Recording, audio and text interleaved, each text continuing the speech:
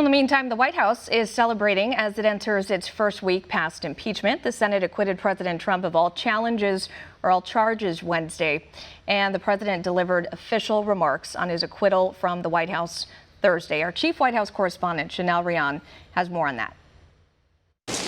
Where President Trump's third State of the Union was positive, emotional, and victorious, casting an optical contrast from Democrats, days later the president's acquittal speech was victorious, a show of confident force and pity for a deranged and twisted Democrat Party. President Trump's one-hour speech from the East Room was as much a victory speech as it was a speech of gratitude for stalwart supporters both in Congress and out. What we can do working with both parties in Congress would be unbelievable. It'd be unbelievable what we can do. And I know Chuck Grassley is working very hard on it, and Mitch is working very hard on it. But what we can do is incredible. What we can do just generally. We've done so much without it. We've rebuilt our military. We've cut regulations at a level that nobody thought possible. We'll always protect our Second Amendment. We all know that. But I just want to tell you that it's an honor to be with you all.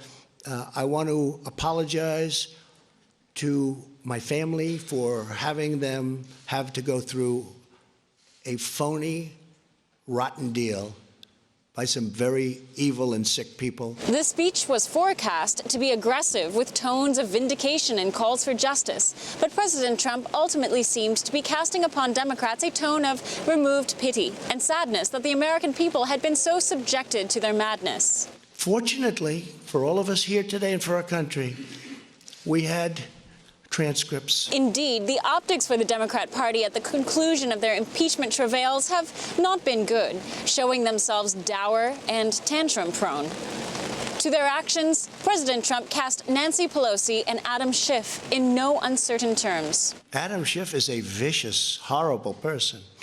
Nancy Pelosi is a horrible person. And she wanted to impeach a long time ago when she said, I pray for the president. I pray for the president. She doesn't pray. She may pray, but she prays for the opposite. But I doubt she prays at all. Meanwhile, Gallup polling shows President Trump at his highest approval ratings ever. President Trump took this spotlight as an opportunity to remind the American people of the differences between his party's accomplishments and the chaotic ineptitude of the Democrat Party.